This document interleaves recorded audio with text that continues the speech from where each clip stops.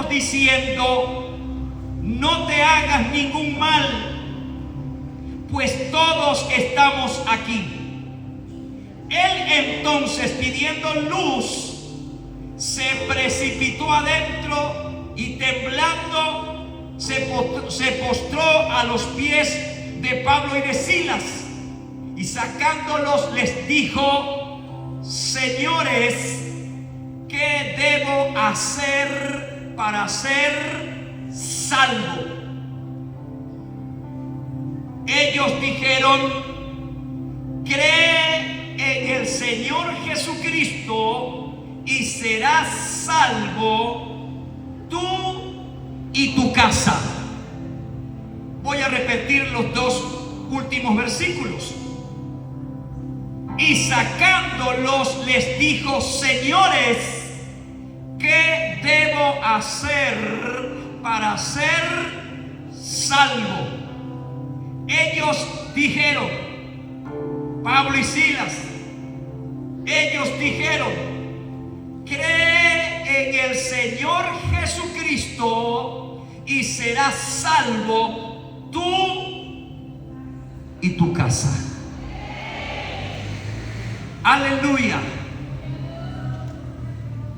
Noche de salvación. Esto que acabamos de leer se puede llamar con este título: Noche de salvación. En esta historia que nos narra Lucas, el escritor de este libro de los Hechos, nos narra esta historia fascinante, poderosa, dramática, donde un hombre tuvo una noche de salvación. Y hoy es noche de salvación. Hoy es noche de salvación. Ahora, la escena que nos narra Lucas nos presenta a dos predicadores antiguos del Evangelio, Pablo y Silas. Pablo, reconocido como el predicador del Evangelio más grande de toda la historia, y Silas, un acompañante en su ministerio, en su labor de recorrer pueblos y naciones anunciando la maravillosa noticia del Evangelio. Pablo y Silas estaban dedicados a recorrer ciudades, pueblos y naciones anunciando la salvación, anunciando a Jesús, anunciando a Cristo, obedeciendo el mandato que Cristo le encomendó a sus seguidores. Cristo le encomendó a los suyos: vayan por todo el mundo y prediquen el Evangelio a toda persona, que el que cree será salvo. Aleluya. En eso estaban ocupados. A eso estaba dedicado Pablo. Sin embargo, acá nos encontramos presos, encarcelados, en una ciudad que para aquel momento era una colonia del Imperio Romano llamada Filipos.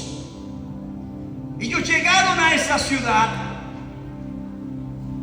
y comenzaron, según Dios le daba oportunidades, comenzaron a predicar y anunciar a Cristo, anunciar el Evangelio, anunciar la salvación.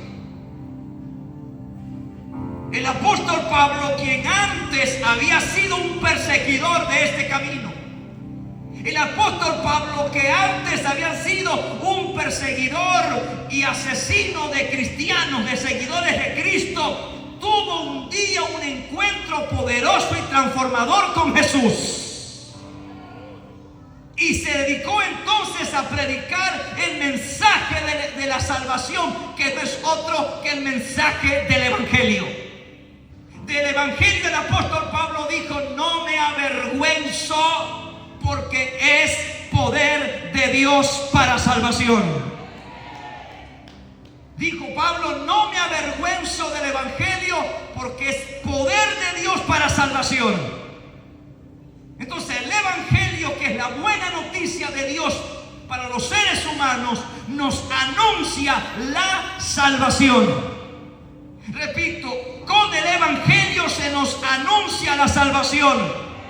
Y esa salvación solo es posible en una sola persona. Y esa persona se llama Jesús. Y hay una sola obra que es suficiente para la salvación. No las obras que nosotros podamos hacer, sino la obra que Jesús llevó en la cruz. La obra de Cristo en el Calvario, junto con su resurrección, es la obra suficiente para que todo aquel que crea en Jesús sea salvo. Eso era lo que anunciaba Pablo junto a Silas. Resulta ser que estando en ese ir predicando el Evangelio en Filipos, cuenta la historia acá en Hechos, que había una joven que era esclava y que en ella operaba un espíritu de adivinación. Operaba en esa joven un demonio que le permitía adivinar el futuro. Y dice Lucas acá en Hechos que esta joven comenzó a seguir a Pablo por varios días, y diciendo bajo el espíritu demoníaco, decía: estos son siervos de Dios que os anuncian al Dios Altísimo. Y lo estuvo haciendo por varios días hasta que Pablo se molestó y se volteó, porque entendió que la voz que estaba hablando a través de aquella joven no era la voz de ella, era la voz de un espíritu maligno que estaba operando en ella. Y Pablo se voltea y le dice al demonio que estaba en la joven, le dice: en el nombre de Jesucristo te ordeno que salgas de ella. Y dice que inmediatamente la joven quedó libre. La joven quedó libre. ¿Y por qué Pablo hizo eso? Porque Pablo sabía que él tenía autoridad, como tenemos autoridad todos los seguidores de Cristo, para echar fuera demonios en el nombre de Jesús. Jesús no solamente dijo: vayan por todo el mundo y prediquen el Evangelio a toda criatura. Claro que dijo eso, pero agregó: en mi nombre echarán fuera demonios, pondrán las manos sobre los enfermos y sanarán, porque estas señales seguirán a los que creen. ¿Y cuántos creen? Aleluya. Entonces la joven quedó libre, pero era esclava. Y dice la historia que esta joven le reportaba mucha ganancia, le generaba mucha ganancia a sus amos, porque era una esclava. Pero cuando Pablo echa fuera el demonio, se acaba el negocio. La muchacha pierde el poder para adivinar. Y entonces los amos de la muchacha, dice que toman a Pablo y a Silas y lo llevan ante una plaza y lo denuncian ante las autoridades, acusándole de estar enseñando y practicando cosas contrarias a los romanos. Y ante esta acusación, las autoridades ordenan que Pablo y Silas fuesen azotados y luego encarcelados. Y así fue. Los azotaron con mucha violencia y luego los metieron presos. Y le dijeron al carcelero, al encargado de cuidarlos: métenlos en el calabozo más profundo. en el peor de los calabozos. Y dice que los metió en ese calabozo y colocó los pies de Pablo y Silas en algo que se conoce como el cepo. Sus pies metidos allí quedaron inmóviles, sus espaldas rotas, laceradas por los látigos.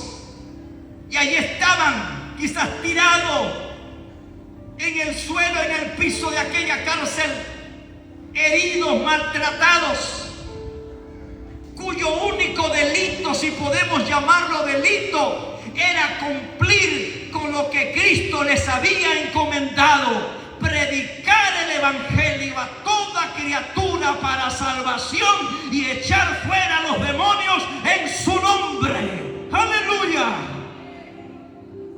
Por ahí estaban encarcelados,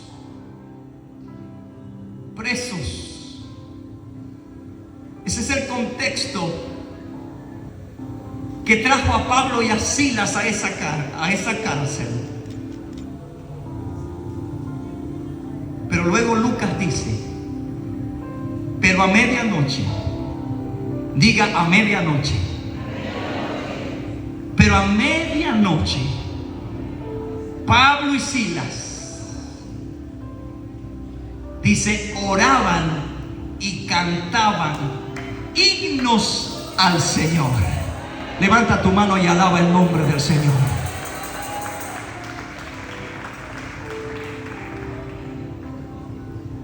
Hay gente que cómo le cuesta alabar a Dios. Hay gente que cómo le cuesta adorar a Dios sin tener las condiciones tan terribles en las que se encontraban Pablo y Silas. Imagínate las condiciones en las que estaban estos hombres: presos, golpeados, metidos en el cepo. Y sin embargo dice, el texto bíblico dice, pero a medianoche, en vez de estar quejándose, en vez de estar murmurando, en vez de estar cuestionando, a medianoche, en esas condiciones extremas, en esas condiciones dolorosas, incómodas, a medianoche, oraban y cantaban al Señor.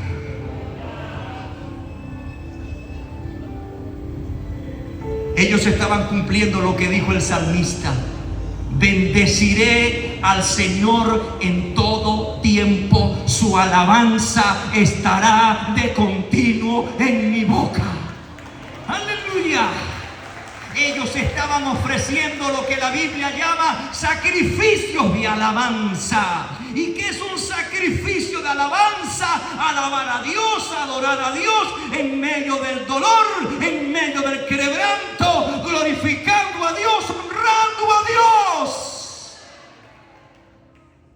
¿Para qué nos hemos reunido nosotros primeramente en esta noche? ¿Para qué nos hemos reunido? ¿Para qué nos hemos reunido? Alábelo entonces, alábelo, glorifíquele, dele gloria, diga aleluya, diga gloria a Dios, porque hay poder en alabanza, hay poder en alabar a Dios, hay poder en adorar a Dios.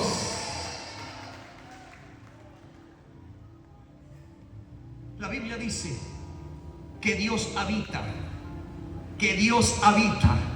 en medio de las alabanzas de su pueblo. Cuando dice habita, es que Dios desciende, Dios se manifiesta, Dios establece su morada, Dios manifiesta su presencia en medio de la gente que lo adora, que lo alaba, que lo glorifique. Así que alábelo, glorifíquele. No importa la situación, no importa la condición, no importa el problema, alábalo, glorifíquelo.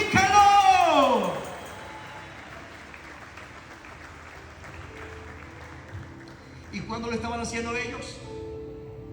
¿Cuándo lo estaban haciendo? A medianoche. Pero a medianoche, en la oscuridad de la noche, en medio de aquel dolor, de aquel quebranto, estaban adorando al Señor, estaban glorificando a Dios. Y hay un detalle, como decía Cantinflas, ahí está el detalle. Hay un detalle que Lucas resalta, y es que cuando Pablo y Silas oraban y cantaban al Señor, dice, y los otros presos los oían. Y los otros presos los oían. ¿Qué estarían pensando los otros presos? No sé. Pero si alguno estaba informado de la razón por las cuales estaban presos, quizás algunos pudieron pensar y decir, estos están locos. Los meten presos, los golpean, los meten en el cepo por creer en ese Dios, por predicar a ese Dios, y sin embargo están aquí orando a Él y alabándolo. Por eso el detalle de que los presos los oían. Qué importante es que la gente sepa que nosotros adoramos a Dios en las buenas y en las malas.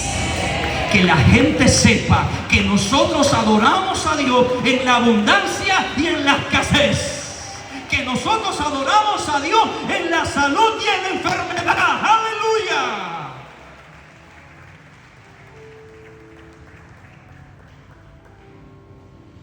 ¿Cuándo estaba sucediendo eso? A medianoche. ¿Qué estaban haciendo a medianoche? Orando y cantándole al aire, a la nada, a una fantasía, a una ilusión. No, estaban orando y alabando al Rey de Reyes y Señor de los Señores. Estaban orando y alabando al Dios Todopoderoso.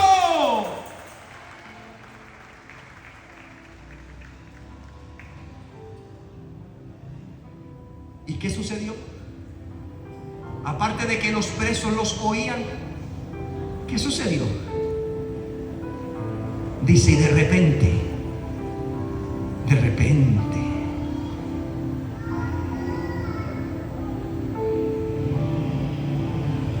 dice, entonces sobrevino de repente. Dios tiene sus de repente. Dios tiene su de repente. Alabe al Señor, adore al Señor, manténgase adorándolo, alabándolo, que su de repente viene. Aleluya.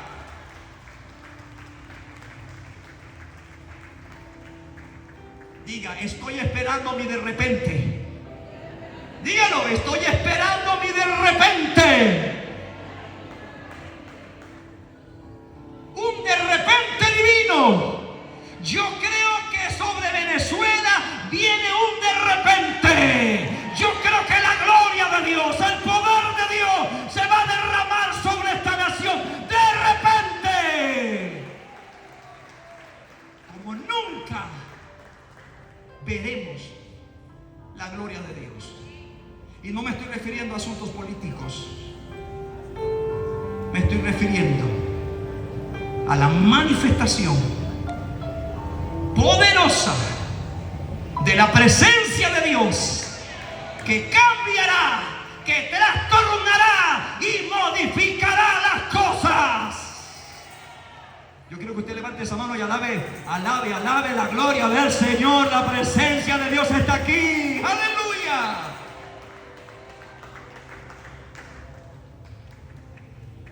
Entonces sobrevino de repente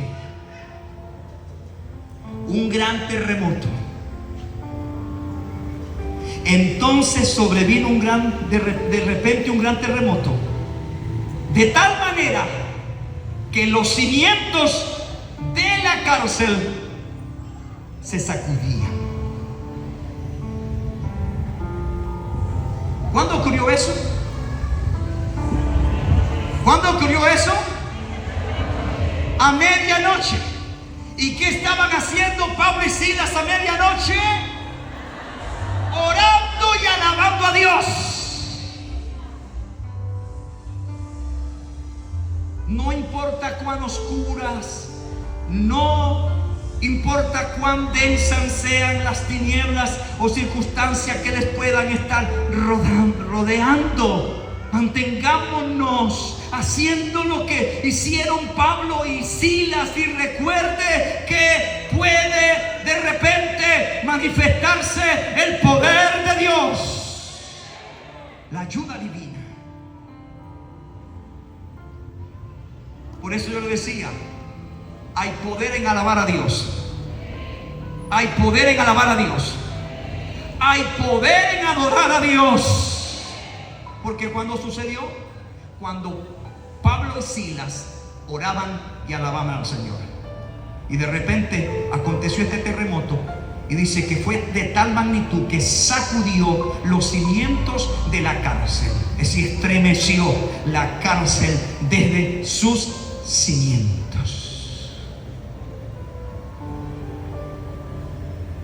Yo creo que ese terremoto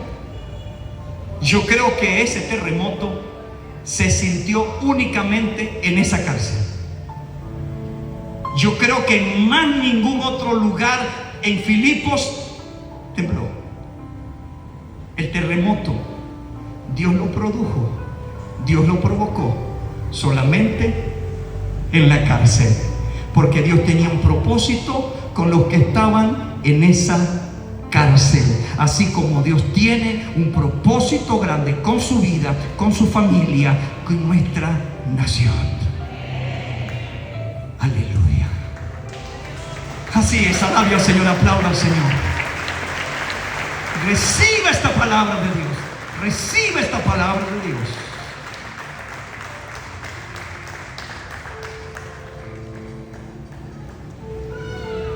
Mire el resultado.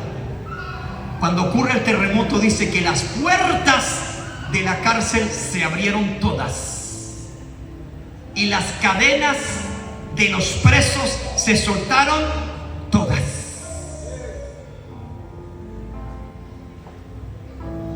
Y el carcelero y el que estaba custodiando a los presos, dice que estaba dormido. Él no oyó las oraciones ni las alabanzas de Pablo y Silas, porque dice, y despertando, significa que estaba dormido. El texto dice que solamente los oían los otros presos. El carcelero estaba dormido, y Dios provocó el terremoto para despertarlo. Dios a veces tiene que provocar cosas para despertarnos hacia Él. ¿Y por qué pasó esto? ¿Y por qué esta crisis? ¿Y por qué esta situación? ¿Sabe por qué la permitió Dios? Para despertarnos, para despertarte. Porque hay un propósito, porque hay un propósito de Dios para tu vida. Se despertó el carcelero y se dio cuenta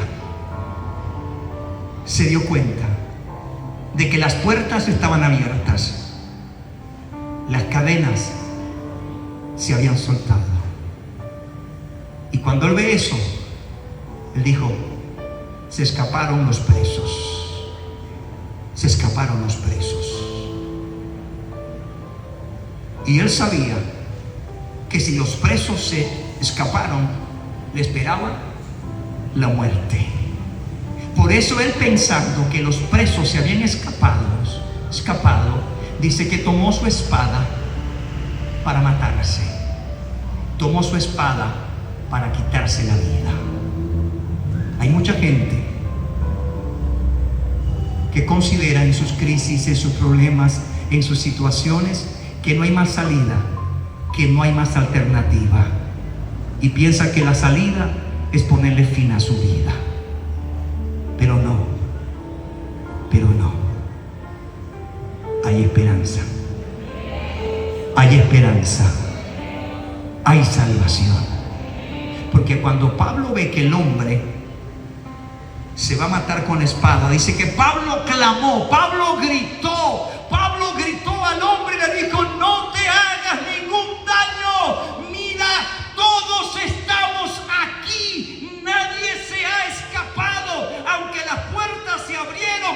cadenas se soltaron, nadie se ha escapado.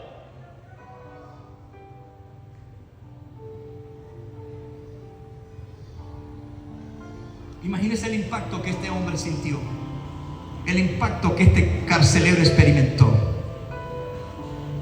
cuando se da cuenta de que lo que Pablo le estaba diciendo era cierto. Y quizás él pudo pensar, pero no es posible, no es posible. ¿En qué cárcel? ¿En qué cárcel que se le abran las puertas a los presos y se les suelten las cadenas y las tienen? ¿Quién se queda? ¿No se queda? Nadie.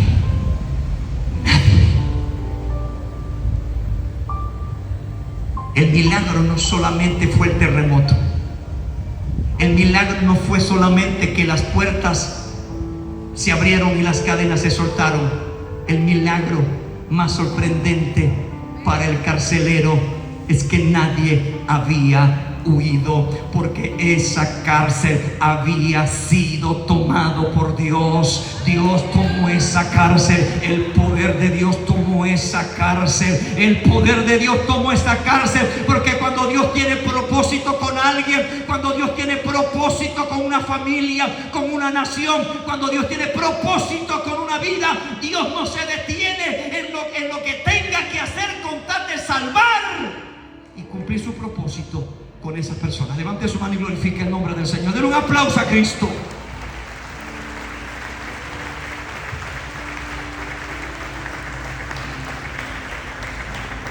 ¿Cuándo sucedió todo esto? A medianoche. Y cuando el carcelero se da cuenta de esto, dice que pide luz. Pide luz. ¿Sabe por qué? Porque él había metido a Pablo y a Silas en el calabozo más oscuro, en el calabozo más feo, en el calabozo más lúgubre, en el calabozo más apestoso. En ese calabozo había metido a Pablo y a Silas, y él pide luz para entrar.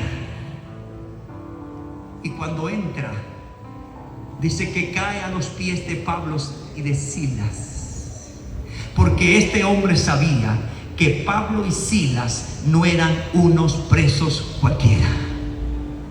Él sabía por qué estos hombres estaban presos.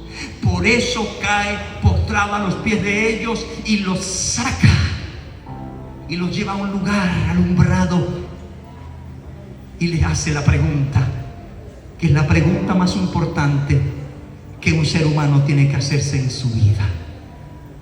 Y les pregunta: señores, señores, ¿qué tengo que hacer para ser salvo? Señores, ¿qué tengo que hacer para tener esa salvación que ustedes predican?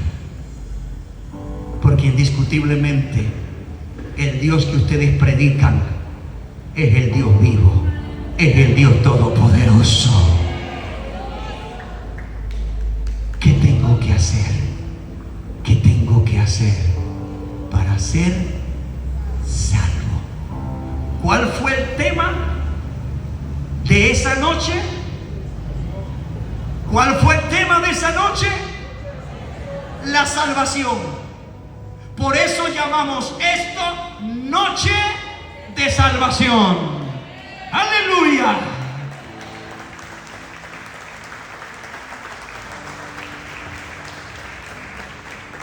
Señores, vean el respeto con el que ahora se está dirigiendo a los siervos de Dios, a los hombres de Dios.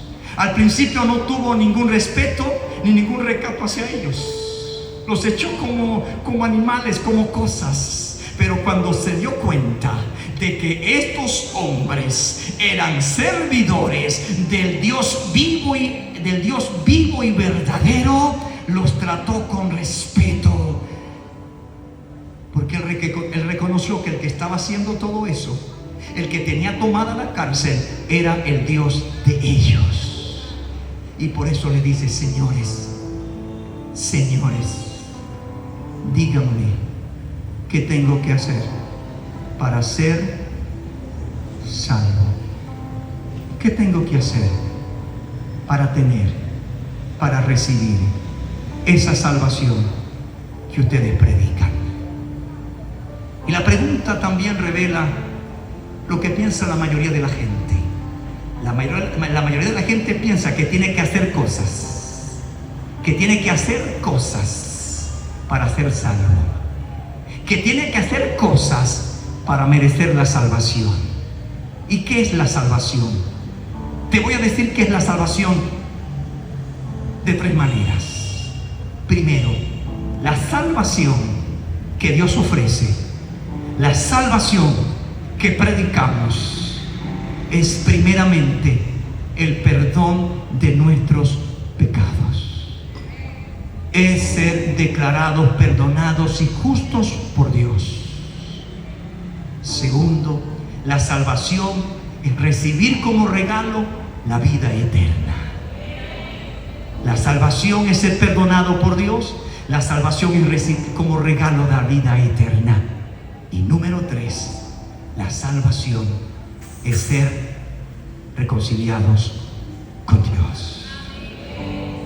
La Biblia dice que por cuanto todos somos pecadores, estamos separados de Dios, estamos desconectados de Dios. Pero Dios proveyó un medio de conexión. Dios proveyó un medio de salvación. Dios proveyó un medio para que el hombre pueda llegar a Dios y conocerle. Y ese medio se llama Jesús. Por eso Jesús dijo: soy el camino, soy la verdad, soy la vida. Nadie viene al Padre, nadie viene a Dios sino por mí. Y el apóstol Pablo dijo, escribiendo a Timoteo, dijo: porque hay un solo Dios y un solo mediador entre Dios y los hombres, Jesucristo hombre. Aleluya. Aleluya. Salvación, perdón de nuestros pecados, vida eterna como regalo, reconciliación con Dios. Y voy a agregar un cuarto punto. La salvación es ser librados de la condenación eterna. La salvación es ser librados, rescatados del infierno, de la condenación eterna. La Biblia dice en Juan 3:16, dice: porque de tal manera amó Dios al mundo, que ha dado a su Hijo unigénito, para que todo aquel que en Él cree no se pierda, no vaya al infierno de condenación, no se pierda, sino que tenga vida eterna. Pero este hombre quería saber qué tenía que hacer para ser salvo. ¿Y cuál fue la respuesta? Estoy llegando ya al final. ¿Cuál fue la respuesta de Pablo y de Silas? La respuesta fue lo más sencillo. El hombre, quizás el carcelero, no se imaginaba la respuesta. Señores, díganme qué tengo que hacer para ser salvo. Y ellos respondieron: cree, diga cree, diga cree, cree en el Señor Jesucristo y serás salvo tú, tu casa. ¿Qué tengo que hacer? Cree en Jesucristo. Cree en Jesucristo. Cree en Jesucristo. Cree que Jesucristo murió por ti. Cree que en la cruz Jesús tomó tu lugar. Cree que en la cruz Jesús asumió tu culpa y recibió tu castigo, para que todo el que crea en Él sea salvo. Sea salvo. ¿Qué te estoy diciendo, amigo, en esta noche? ¿Qué te estoy diciendo? Que para ser salvo, Dios no te pide que hagas grandes cosas, que hagas grandes promesas de portarte bien, de cambiar, No, el Señor te dice en esta noche: ¿quieres ser salvo? ¿Quieres la salvación que te ofrezco? Cree en Jesucristo y serás salvo. Pon tu confianza, pon tu fe en el Hijo de Dios. Pon tu fe, pon tu confianza en lo que Él hizo en la cruz y serás salvo. Y serás salvo. Resultado: este hombre se llevó a Pablo y a Silas a su casa, curó sus heridas, y dice el texto bíblico que Pablo y Silas le predicaron la palabra a él completa y a toda su familia, y él y toda su familia creyeron en el Señor y fueron salvos. Y fueron salvos. Y fueron salvos. Es decir, que este hombre, junto con su familia, tuvieron una noche de salvación. Repito, este hombre, este carcelero, junto con su familia, tuvieron una noche de salvación. Y hoy puede ser tu noche de salvación. Hoy puede ser tu noche de salvación. Hoy tú puedes irte perdonado. Hoy tú te puedes ir con la vida eterna. Hoy tú te puedes ir reconciliado con Dios, donde Dios llega a ser tu Padre y tú su hijo o su hija. Y hoy eres librado del infierno si solo crees en Jesús. Hoy puede ser tu noche de salvación. Quiero que todos se pongan de pie, por favor. Hoy puede ser, querido amigo, querida amiga, tú que fuiste invitado por alguien a esta reunión, hoy te digo, puede ser tu noche de salvación. ¿Y qué te pide Dios para salvarte? Que creas en Jesús, que lo recibas como tu único y suficiente Salvador. Y voy a terminar con unas palabras que digo siempre. Alguien dijo,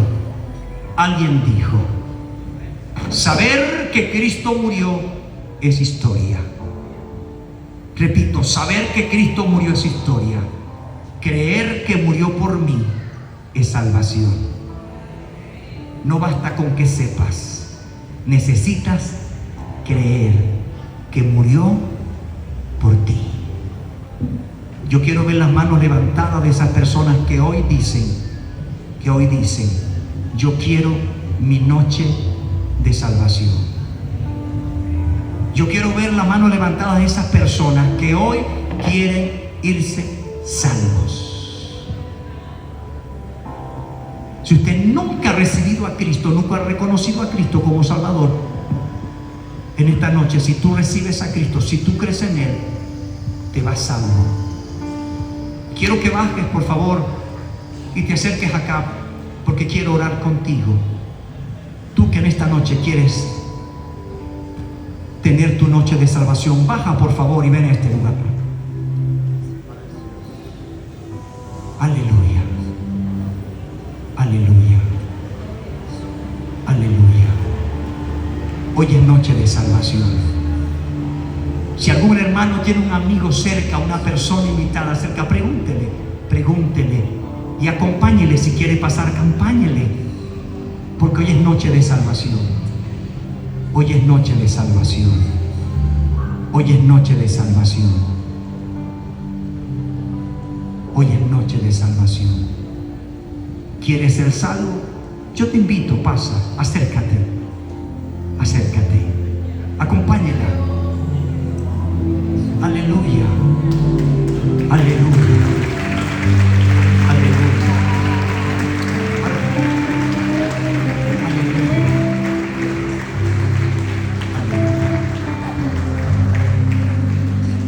Dios te bendiga, bienvenido. Hoy es noche de salvación.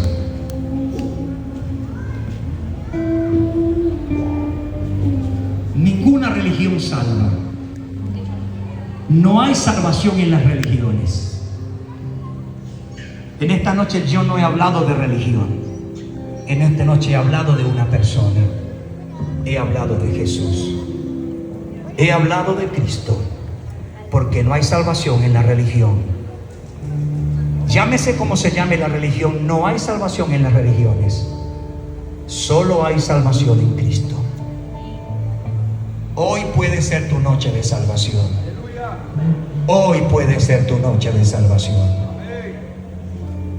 Ese carcelero de la historia tuvo su noche de salvación con su familia. Cuando una persona recibe esta salvación, se la lleva a su casa. Y si tú darte cuenta, esta salvación va a alcanzar a toda tu familia. Y te lo digo como testimonio. No manipulo a nadie. Creo que no estoy manipulando a nadie. Pero tengo que decirte la verdad. Solo Cristo salva. Solo Cristo salva. Solo hay perdón. Solo hay salvación. Solo hay vida eterna en Cristo. Porque solo Él en la cruz llevó tu culpa, recibió tu castigo para ofrecernos la oportunidad de conocer a Dios y ser salvos. Quiero tomarme un minutico más para insistir, porque yo sé que en esas gradas hay más personas que necesitan irse hoy salvos, perdonados, rescatados, librados, hechos hijos e hijas de Dios.